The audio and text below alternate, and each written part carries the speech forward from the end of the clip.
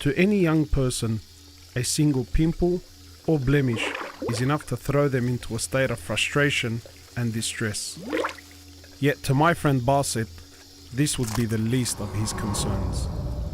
He suffers from EB, a genetic condition that causes uncontrollable outbursts of wounds and blisters across the skin. His skin in turn struggles to repair itself, and he is thus left covered in open wounds across his body. Another name for my condition is actually butterfly baby, because the wounds are everywhere and you're just wrapping the bandage and it's like a cocoon. Butterfly Boy, a story of patience.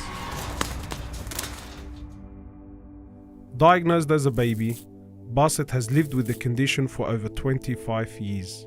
There is no known cure for the condition, and many have to live with the excruciating pain their entire lives. What's it like living with this skin condition?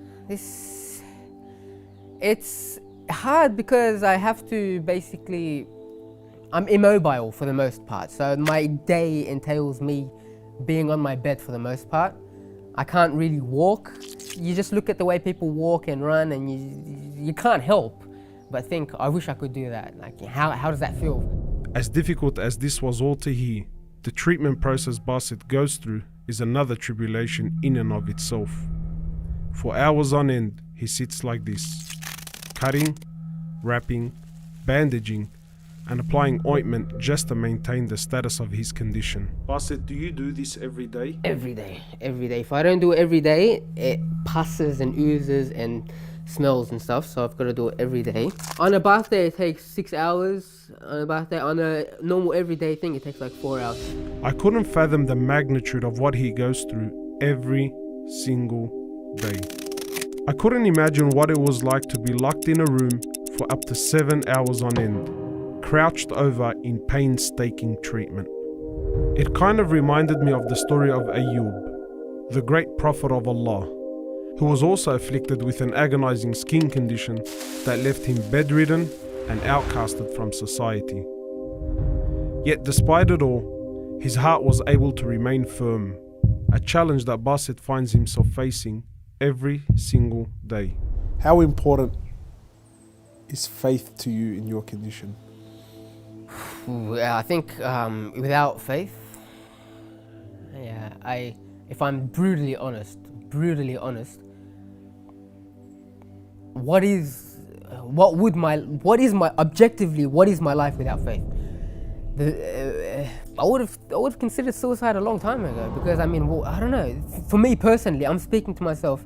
It's just all of going through all of this pain, the day by day, going through these hours of just hardship and pain and suffering, and seeing others like suffer because of you as well, to a certain extent. And what's the point? If there's no faith, what's the point? If at the end there's nothing there, what's the point? Islam gives meaning and purpose to his suffering like nothing else could. It was simple: stay patient today and attain Allah's pleasure tomorrow. When I hear about the mercy of Allah subhanahu wa ta'ala, when I hear about His promise, the thought of being able to be with Him, persevering and struggling to be with Him, like faith, it's something that's so easy for me to reconcile with as well. It's like, this is not our utopia. Persevere, have some sabr, and inshallah, in the day of judgment, inshallah, we'll see the fruits of our labor. This gives me purpose. The perseverance Basit shows is nothing short of inspiring. He understands that life is a test, and he's in a race to stay steadfast until the very end.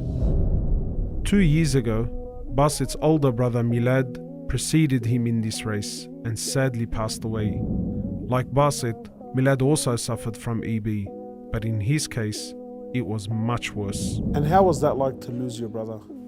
It's really hard in that sense when you lose a part of you. Not having him around, that support, I learned so much from him. I think a lot of my ability to tolerate and my strength comes from seeing him being so much worse than I am. When I would think of how much he would suffer and struggle, and like, it's just, Allah subhanahu wa ta'ala chose both of us. He just picked us out from all of the creation, just picked us out and just giving us bonus points. In the day of judgment, inshallah, for him especially, imagine the rank that he would be with his patience as well that I witnessed. So like when I go to his grave and I see that, it's just, I think to myself, instead of me weeping for him being gone, like he's weeping for us still chained into this struggle. Throughout his tribulation, Basit has managed to stay firm, not only staying patient spiritually, but also in his daily affairs. He has graduated from university, made many friends, and even performed Umrah with myself a couple of years ago. But behind his story of resilience, there is also one other secret that keeps him going forward. Religion has been the bedrock of my life, but my parents are the other factor. Like, alhamdulillah for them. That's all I can say. Alhamdulillah for my parents, because they made it so I don't have to worry at all. When I have these problems and stuff like that, I can only think about these problems. In my mind, like, I don't even have to think about them. They never complain.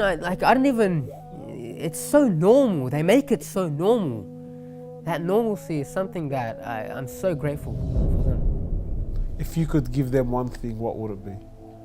I pray for my parents. I pray for my parents all the time. Like, Firdaus al-A'la, if they could get Firdaus, if they could go to Jannah, more than anything, for me, for them to reunite in Jannah, more than anything, like, for us to reunite in Jannah. Because for me, deep down, I feel like this is a test, and I can feel that this is a test.